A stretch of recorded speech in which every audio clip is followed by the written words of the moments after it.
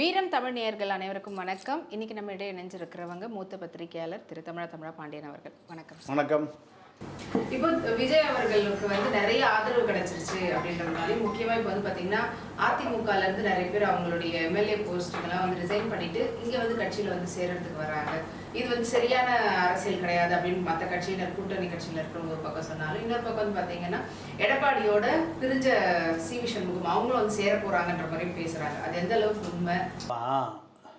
இப்போ இன்னும் அவருக்கு ஒரு 10 சீட்டு வேணும். இந்த 10 மிரட்டுகிற முன்னேற்ற கழகம் இருக்குது. விசிகா 2-4 கம்யூனிஸ்ட்டு, காங்கிரஸ் எல்லாம் தினம் என்ன பண்ணிகிட்டு இருக்காங்க? ஏதாவது மிரட்டல் விட்டுட்டே இருக்காங்க. பரிசீலிப்போம், ஆட்சியை கவிழ்ப்போம், எங்களுக்கு உடன்பாடு இல்லைன்னு அவங்க பார்த்தாங்க. சரியா? அவ்வளோதானே. நீங்கள் உங்களுக்கு உடன்பாடு இல்லை, உங்களுக்கு பரிசீலிப்பீங்க, உங்கள் கொள்கை அது ஒத்து வரல, ரைட்டு. நாங்கள் ஒரு 10 பேரை குதிரை பேரம் இல்லை ஆனை பேரம் ஏதோ ஒரு கழுத பேரம் 10 பேர், சரி இது இயற்கை தானே, எல்லா கட்சியும் செய்கிறது தானே, இந்த இவர்களெல்லாம் செய்யாத வேலையா? திமுக லஞ்ச காசில் வாங்கிட்டு தானே ஓட்டு போட்டு தானே ஜெயிச்சு கட்சி மாதிரி அப்படியே எந்த பக்கம் வந்தீங்க? உங்களுக்கு என்ன யோகியது இருக்குது? நான் கம்யூனிஸ்ட்களை பார்த்து, விசிகாவை பார்த்து, காங்கிரஸை பார்த்து கேட்குறேன். உங்களுக்கு யார் காசு கொடுத்தது திமுக. ஏது காசு? மக்கள் காசு கொள்ளையடிச்சு. கம்யூனிஸ்டாக தான் அதெல்லாம் தொடக்கூடாதுல்ல. நீங்கள் உங்களுக்கு என்ன தெரியும்? உண்டியல் தானே தெரியும். தகரத்தில் குலுக்கி சில்லற காசாக போடுவான். அதை வச்சு தான் நீங்கள் கட்சி நடத்துகிறோம். கார்ப்பரேட்டாக மாறிட்டீங்க. கட்சி ஆஃபீஸ் போட எப்படி இருக்குது? கார்ப்பரேட் கம்பெனி ஆஃபீஸ் மாதிரி இருக்குது. அப்போ இந்த லஞ்ச காசு ஏது உங்களுக்கு? சிபிஐ சட்டமன்ற குழு தலைவர் தளி ராமச்சந்திரன் ஒரு திராவிட கழகத்துக்காரனுடைய தலையை வெட்டி பந்தாடினார். என்ன ஆடினார்? இதான் கம்யூனிஸ்ட் லட்சணமாக உங்களுக்கு. நீங்களா மறுபரிசீலனை செய்கிறீங்க? 10,000 ஸ்கொயர் ஃபீட் வீடு அவருடைய வீடு. யாருது? சிபிஐ தளி ராமச்சந்திரனுடைய வீடு 10,000 ஸ்கொயர் ஃபீட் வீடு. அப்படியே கேமரா இருக்கு. எவனா போய் உள்ளே பூந்துருவான்னு. பிரபலமான கோடீஸ்வரர். அவருக்கு என்ன பேர்? கம்யூனிஸ்ட். நீங்களா மறுபரிசீலனை பண்ணுறீங்க? ஆக எல்லாமே ஊழல். இது இந்நாள் ஊழல், இது முன்னாள் ஊழல், இது எந்நாளும் ஊழல். உங்களுக்கு ஏறிய கொள்கை கோட்பாடு. விசிகா நேற்று வரைக்கும் எங்கே இருந்தது? திமுகவில். திமுக கொடுத்த காசை வாங்கி தானே ஓட்டு 2000 கொடுத்தீங்க. திமுக கொடுத்து நீங்களும் கொடுத்தீங்க, ஜெயிச்சிங்க. ஜெயிச்சு உங்களுக்கு என்ன அடையாளம்? திமுக கூட்டணி. இப்போ எங்கே இருக்கீங்க? அப்போ அமைச்சரவையில். இது தர்மம்னா அதுவும் தர்மம், இது நியாயம்னா அதுவும் நியாயம், இது அயோக்கியம்னா அது அயோக்கியம். மக்களே முடிவு செஞ்சுக்கோ. இப்போ இது ஏடிஎம்கேவுடைய பிரிவு இல்லை பிளவு இது நீடிக்குமா, இல்லைன்னா மறுபடியும் அவங்க ஒன்று சேருவாங்களா? இல்லைம்மா, இப்போ இந்த சி.வி. சண்முகம், வேலுமணி, விஜயபாஸ்கர் 3 பேர் தான் அந்த படை தளபதிகள். 3 பேர் மேலே 900 கோடி ரூபா குவாரியில் அபராதம் கட்ட சொல்லி உயர் நீதிமன்றம் இன்றைக்கும் வழக்கு இருக்கு. இவரே குவாரி மந்திரி, இவரே குவாரி வச்சுக்குவார். இந்த கூத்து கேவலம் பூரா தமிழ்நாட்டில் தான். யார் ஃபைனான்ஸ் மினிஸ்டர்? நம்ம ஊர் குசேல் ஜெயின் மார்வாடி வட்டி கடை வச்சுருக்காருல, அவர் தான் ஃபைனான்ஸ் மினிஸ்டர். போட்டால் நல்லா இருக்குமா? அதுபோல தான் திமுக ஆட்சியில் பொன்முடி மைன்ஸ் மினிஸ்டர், கனிம வளத்துறை அமைச்சர், கனிம வளத்துறை கான்ட்ராக்டர். விழுப்புரம் பார்டரில், அந்த பாண்டிச்சேரி பார்டரில் ஒரு பெரிய என்எல்சி இருக்குது. நெய்வேலி லிக்னைட்டு சுரங்கம் மாதிரி 2 லட்சம் லாரி செம்மணு பூரா ஆகி அது பெரிய பள்ளத்தாக்கு ஆகி பூகம்பம் வந்துட்டு போடுறது எல்லாம் திருடி விற்று விட்டானுவா. அவர் வழக்கு போட்டு பொண்டாடி போச்சு ஜெயிலில் வழக்கு. இப்போ திமுக வந்தால் அவர், அதிமுக வந்தால் சண்முகம். அவர் விழுப்புரம், இவள் விழுப்புரம், 2 பேரும் நண்பர்கள். ஜெயலலிதா பார்த்து தான் அவங்க பதவியே தூக்குச்சு. கட்சி தான் வேறு வேறு, செய்கிற வேலை. சண்முகம் எப்படியாவது ஜெயிச்சிடணும். யார்? சண்முகம் அதிமுகக்காரன். திமுக பொன்முடி ரொம்ப கவலைப்பட்டு அவர் எப்படியே ஜெயிச்சிடணையா, என்னை எப்படி ஜெயிக்க வையா பார்த்தாரு. முஸ்லீம்களுக்கு கொண்டு விழுப்புரத்தில் போட்டார். எங்கே முஸ்லீம் இருக்கான்? எப்படியா? திருட்டு முன்னேற்ற கழகம். சண்முகம் ஏடிஎம்கே ஜெயிக்க வைப்பது யார்? திமுகவை சேர்ந்த பொன்முடி. முஸ்லீம் லீக்கை போட்டால் அங்கே முஸ்லீம் யாராவது இருக்காங்களே விழுப்புரத்தில்? நல்ல வேலை ஜப்பான்காரன் கூட போட மாட்டார். இல்லை 5 அடி 6 அடி இருப்பான். ஓடி சைனாஸ் பேசிட்டு மோசமான பயிலும். அப்போது ரெண்டு கட்சியினரும் ஊழலை வந்து பகிர்ந்து தான் செய்யணும். அவ்வளோதான். இப்போ என்ன நடக்குதுன்னா 3 பேரை 25 எம்எல்ஏக்களை உடைச்சிட்டு நேராக விஜய்கிட்ட மந்திரி ஆகிறன்னு கிளம்பி போனாங்க. அங்கே முதல்லையே 100 வேலுமணிக்கு சமம் மார்ட்டின் மருமம் இருக்கார். யார்? ஆதவர்ஜனா பார்த்தாரு. ஓ, வேலுமணி உள்ளே வந்தால் ஆதவர்ஜனை கிளம்பிடணும். ஏன்? 10 ஆண்டு காலம் அமைச்சர். 2011 21 வரை 10 ஆண்டு கால அமைச்சர். யார்? வேலுமணி. எடப்பாடியை இயக்கியது அவர் தான். 35 டிபார்ட்மெண்ட் அவர் தான் வச்சுருந்தார். எடப்பாடி ஹைவேஸு பிடபிள்யூ மட்டும் வச்சுருந்தார். 35 துறையாக அப்போ வேலுமணிகிட்ட கேட்டுக்க.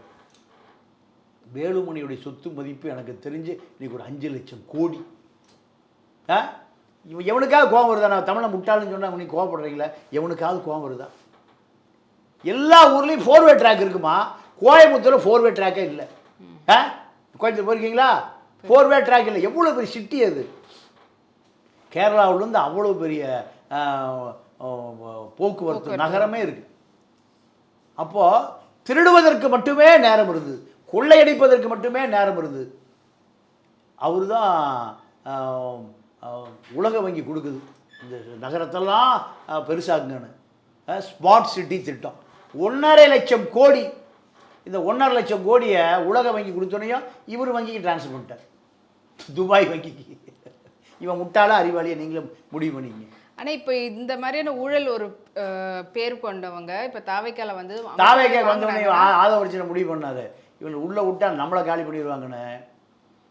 இவங்க பேப்பர்லாம் நம்ம விஜய்கிட்ட சொல்கிற, ஐயா இவங்க இந்த வழக்கு பேப்பர்லாம் போய் நம்ம கேட்போம். யார்கிட்ட? ஒரு மூத்த வழக்கறிஞர்கிட்ட ஒப்பீனியன் கேட்போம். அவங்க என்ன சொல்கிறாங்களோ அது மாதிரி செஞ்சுக்குவோம். நல்ல ஐடியா வரைக்கும் செய்யினார். நேராக அபிஷேக் மனு சிங்வி, உச்சநீதிமன்றத்தில் மூத்த வழக்கறிஞர். சுப்ரீம் கோர்ட்டில் ஒரு டாப் 10ல் அவர் வருவார். கேட்டாங்க, அப்பா இவங்கெல்லாம் எப்போ வேணால் உள்ளே வருவானுங்க. சிபிஐ வழக்கு இருக்குது, என்ஃபோர்ஸ்மெண்ட் இருக்குது, ஐடி இருக்குது, எல்லா டிபார்ட்மெண்ட்டும் வழக்கு போட்டு வச்சுருக்கு. மொத்த கவர்மெண்ட் பணம் போகிற அந்த 3 பேருக்கு தான் இருக்குது. அதனால் இவர்களை வந்தியில் சேர்த்துறாது. எப்போ வேணாலும் தலைக்கு மேலே கத்தி. இதை நீங்களே சொல்லிடுங்க. நான் சொன்னால் கூட பொறாமையில் சொல்கிற நினைப்பார். பதவி போட்டிங்குவார். நீங்களே கிளம்பி வாங்க. யாரை? அபிஷேக் மனு சிங்வி, காங்கிரஸுடைய மூத்த தலைவர், வழக்கறிஞர். இந்தியாவில் டாப் 10ல் ஒருவர் கிளம்பி வந்தார். இவருடைய சார்ட்டர் ஃப்ளைட்டில் அனுப்பி கொடு விஜயை பார்த்து வாழ்த்து சொல்லி, யாரை சேர்த்தாலும் சேர்த்து இந்த அக்கிஷூர் மட்டும் சேர்த்திடாது, உனக்கு பேரும் கெட்டு போயிடும், அத்தனை பேரும் ஜெயிலுக்கு போயிடுவான். உஷார் தம்பி கிளம்பிட்டார். விஜய் பார்த்தார், இவரே சொல்லிட்டார். அதோடு இவர்களுக்கு கதவு அடைக்கப்பட்டது. திருப்பி எடப்பாடிட்டு போனாங்க. எடப்பாடி பார்த்தாரு. கிளம்பி போனதோடு விஜய் டிவி செட்டில் ஆயிருந்தேன். இல்லை எங்களுக்கு ஏதாவது மீட்டருக்கு மேலே போட்டு கொடுங்க, மீட்டருக்கு மேலே போட்டு கொடுங்க. வேண்டவே வேண்டாப்பா, சசிகலாவை நான் சேர்த்த மாட்டேன். ஓபிஎஸ் டிடிவி இதே போல் நீங்களாம் நவீன ஓபிஎஸ் கிளம்பிடுங்க. அங்கே கதவை அடைச்சிட்டானுங்களே, கதவை அடைச்சிட உடச்சிட்டு உள்ளே போங்க, நான் சேர்த்த மாட்டேன். இப்போ அத்தனை பேரும் இப்போ அங்கே இவரை நம்பி போன எம்எல்ஏக்கள் போகிறான். பாதி பேர் அங்கே கிளம்பி போயிட்டான், பாதி பேர் எடப்பாடிக்கு போயிட்டான், மீதி பேர் எங்கே போகிறதுன்னு தெரில அப்படின்னு முடிவில் இருக்காங்க. அத்தனை பேரும் திரும்பி எடப்பாடிகிட்டே வந்துடுவாங்க. இந்த சூழலில் இப்போ என்ன பஞ்சாயத்துனா, எங்களுக்கு இழந்த பதவியை திருப்பி போடும். மாவட்ட செயலாளர், அமைப்பு செயலாளர் எல்லாம். அவர் சொல்லிட்டார், இல்லைப்பா புது ஆளுகளை போட்டேன், அவர்கள் பூரா களத்துக்கு வந்துட்டான், இனி உங்களுக்கு வாய்ப்பு இல்லை, நீங்கள் விஜயவே பார்த்துங்க. இப்போ அடுத்த ஓபிஎஸ் மாதிரி ஓரம் கட்டிட்டாரோ? முடிஞ்சது கதை. நீங்கள் அப்படி மாவட்ட செயலாளராக கோயம்புத்தூரில் எம்ஜிஆர் மாளிகைன்னு ஒரு கட்டடம் இருக்குது, அங்கே கம்பீரமாக உட்காந்துருந்தார் வேலுச்சாமி. வேலுமணி. இப்போ அங்கே வேலுச்சாமி உட்காந்துருக்கார். பழைய அமைச்சர் சேமா வேலுச்சாமி உட்காந்துருக்காரு. இவர் போய் எங்கே உட்காரணும்? கடைசி வரிசையில் உட்காரணும். போவாரா? இங்கே சிவி சண்முகத்து போல் பசுபதினு ஒரு மாவட்ட செயலர் போட்டார். அவன் பூட்டி அடைச்சி உள்ளே போயிட்டான். பூட்டி இருந்தா என்ன? இது எம்ஜிஆர் கட்சியாது, ரெட்டலைக்கு சொந்தமான இடம். என்ன உனக்கு சொந்தமான இடமா? நீயே பன்னீர்செல்வத்துக்கு பொட்டி தூக்கிட்டு தெரிஞ்சாள் பழைய மாவட்ட செயலாளர். உடச்சி உள்ளே போயிட்டான். இப்போ சிவி சண்முகம் விழுப்புரத்துக்குள்ளே நடமாடுறதே பிரச்சனை. ஏன்? பழைய கட்சிக்காரன் போகிற துரோகிங்கிறான். இதுதான் இவர்களுடைய நிலைமையாக இவர்களுடைய அரசியல் வாழ்க்கை அஸ்தமித்து போய்விட்டது. எடப்பாடி இப்போ ரூட்டு கிளியர். எடப்பாடி இப்போ எல்லாரையும் தாண்டி வந்துகிட்டே இருக்கிறாரு. ஒரு பக்கம் சசிகலா ஓரம் கட்டினாரு, அப்புறம் டிடிவி இப்போ கூட்டணிக்காக ஒரு மாறி வச்சிட்டு இருக்கிறாங்க. ஓபிஎஸ் ஓரம் கட்டினாரு. இப்போ அதே போல கட்சியே வந்து வேலுமணியோடைய காசுல தான் நடக்குதுன்றது வந்து போன காலகட்டத்திலாம் நம்ம பார்த்துருது. ஆனால் அவங்களே இப்போ ஓரம் கட்டி தனிச்சு நிற்கிறாரு. இது வந்து நல்ல ஒரு யுக்தி அவர் வந்து கையாளுறாரோ? அதுதான் எடப்பாடி. இது எடப்பாடி ஃபார்மாலிட்டிஸ். அதனால் கட்சி முழுக்க அவருடைய கட்டுப்பாட்டுக்கு வந்துருச்சு. இப்போ எப்போ இருந்தாலும் all time one and only Edappadi அப்படின்ற மாதிரி தான் இபிஎஸ் இருக்கிறார். சோல் ப்ரொப்ரைட்டர், பார்ட்னரே கிடையாது. ஓகே, யார் வந்தாலும் அசைக்க முடியாதுன்ற மாதிரி நின்றுட்டாரு. இப்போ இவங்க தான் தாவேக்காவா எங்கே போகிறதுன்னு தெரியாமல் தெரிஞ்சுக்கிட்டு இருக்காங்க. ஆமாம், இவர்கள் இனி போகிற கிடாரு முஸ்லீமுக்கு போய் சேர்ந்துக்கலாம்.